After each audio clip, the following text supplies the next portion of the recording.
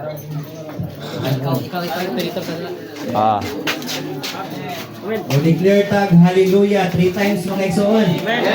And hallelujah. Amen. Hallelujah. Praise the Lord mga igsoon. Salamat aning building. Salamat aning churching mga igsoon.